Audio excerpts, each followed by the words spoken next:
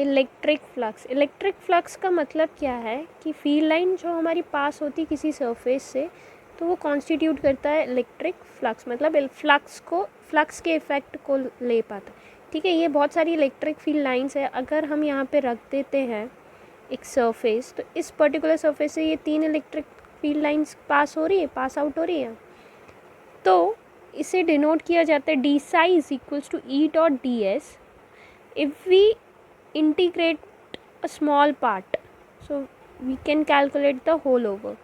So d psi, we know that e dot ds, the unit of flux will be Weber. Okay, like तो d psi is equals to e dot ds है, तो e ds cos theta हो जाएगा। तो d psi, अगर अब हमारा theta 0 है, मीन्स यहीं से ये इलेक्ट्रिक फील्ड लाइन, ये यहाँ पे हमने एक पर्टिकुलर इतना सरफेस से हमें निकालना है, तो इसका सरफेस डायरेक्शन आउटवर्ड ही रहेगा, इलेक्ट्रिक फील्ड लाइंस भी आउटवर्ड ही है, तो ये दोनों क्या बना रही है, एंगल थीटा 0।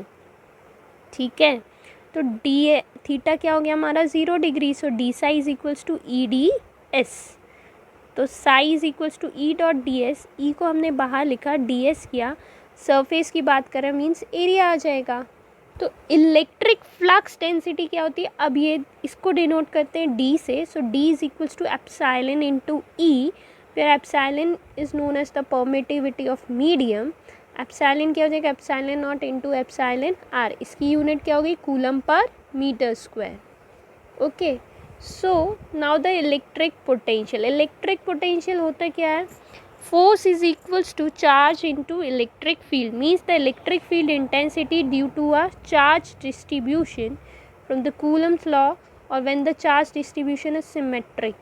देखिए ये हो गया ओरिजिन, यहाँ पे हमने एक चार्ज रख दिया, इस चार्ज को मूव करना है यहाँ इस पाथ से इस पाथ तक, तो ये कुछ कवर अप करेगा, मीन्स कुछ वर्क डन कर रहा है।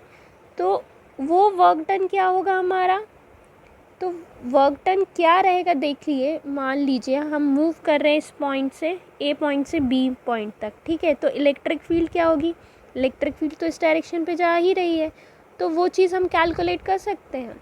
तो कूलम्स लॉ की बात करें तो फोर्स क्या लग रहा है उस चार्ज पे, फोर्स तो ऑब्वियसली लगेगा, उसको मूव कर रहे हैं, तो F is equals to Q into E होता है। अगर हम तो वर्क डन क्या होगा, वर्क डन होगा D W is equals to minus F dot D L.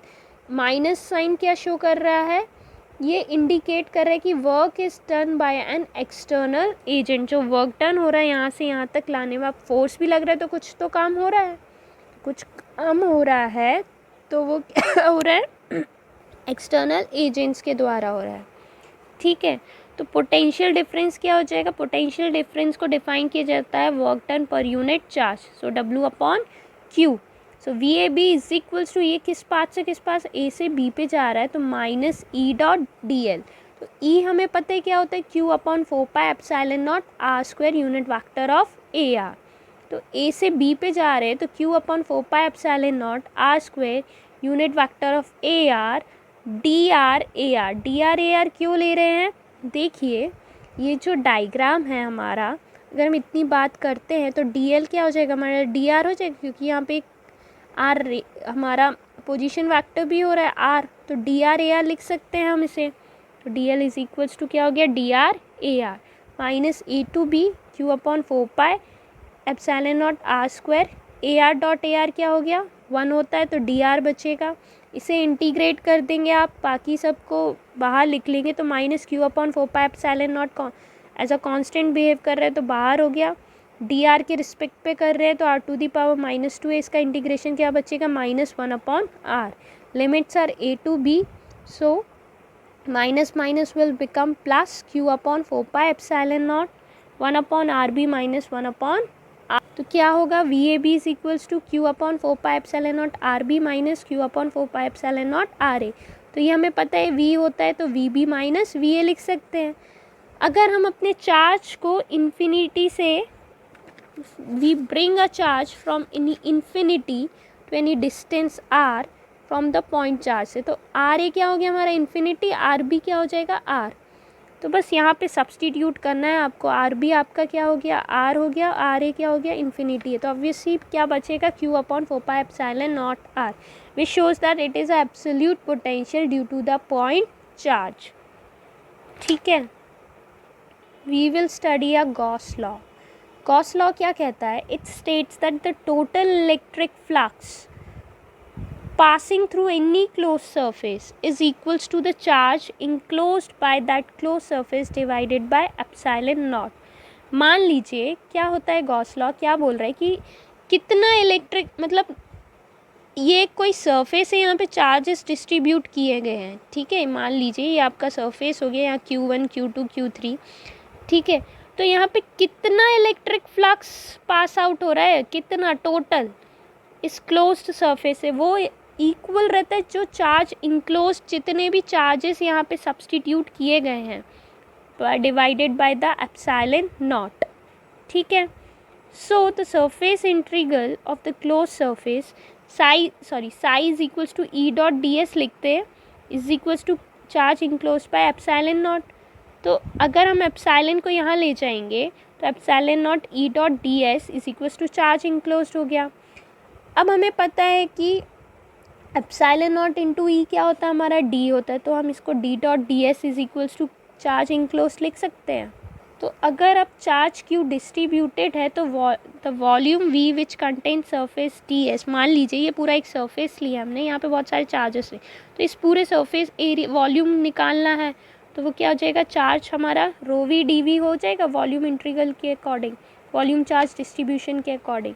So the surface charge D dot D S is equals to rho V D V. तो ये मैक्सवेल की फर्स्ट इक्वेशन है for the integral form. And for the Maxwell की differential form अगर हमें लिखना है, तो हम अगर डाइवर्जेंस थ्योरम देखें तो डाइवर्जेंस थ्योरम क्या बोलता है, a closed surface integral is equals to the divergence volume integral of that divergence. तो यहाँ पे क्या कर देंगे हम, operator dot D D V is equals to rho V D V के फॉर्म में हो रहा है।